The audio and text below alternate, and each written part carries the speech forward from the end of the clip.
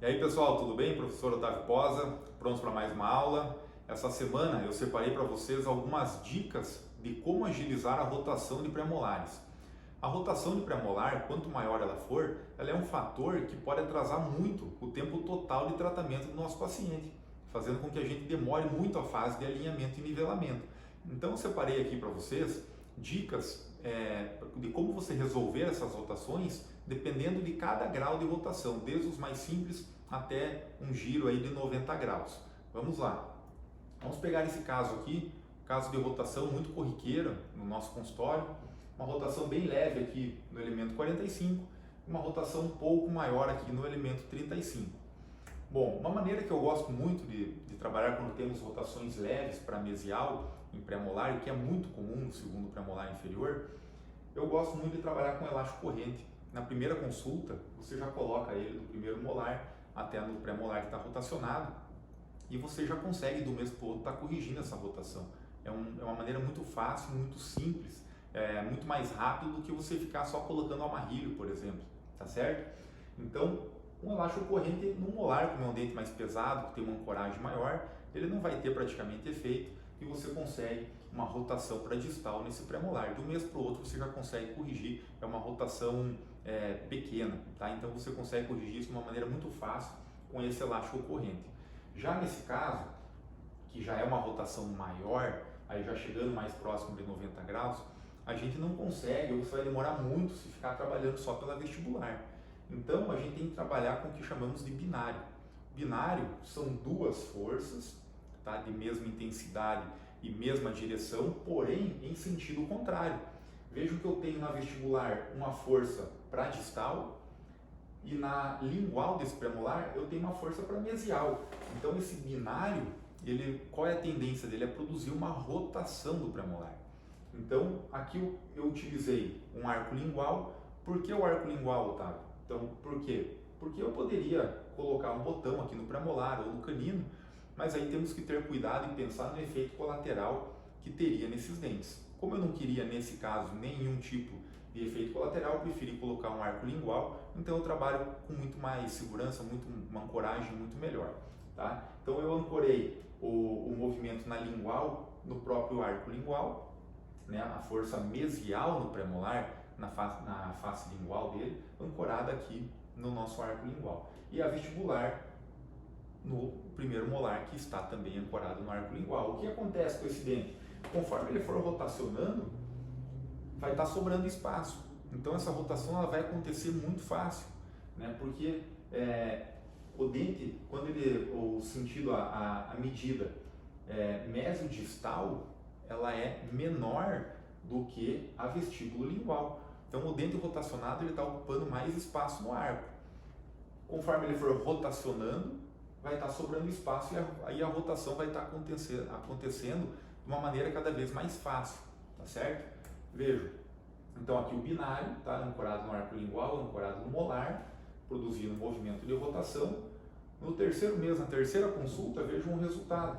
Aqui nessa terceira consulta eu já fiz a remoção desse arco lingual. Então olhem como corrige muito rápido. Agora você já pode tirar os botões, pode tirar o arco lingual e seguir para a fase já final do alinhamento e nivelamento do seu caso. Vejam só, na terceira consulta, então, a diferença da posição aqui do botão, a diferença da rotação do premolar. Então, o binário ele ajuda muito nisso, tá? E quando nós temos um caso como esse, que a rotação ainda não estava de 90 graus, você já pode entrar direto com o binário, que ele vai funcionar muito bem, tá certo? Diferentemente de um caso como esse, onde nós temos uma rotação de 90 graus. Aqui nessa fotografia eu já tinha aberto um pouco o espaço, mas o caso inicialmente ele não tinha espaço.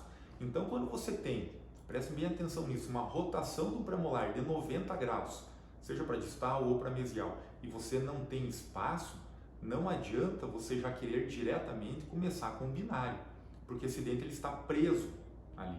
Primeiramente, você tem que abrir um pouquinho esse espaço para depois você fazer o binário.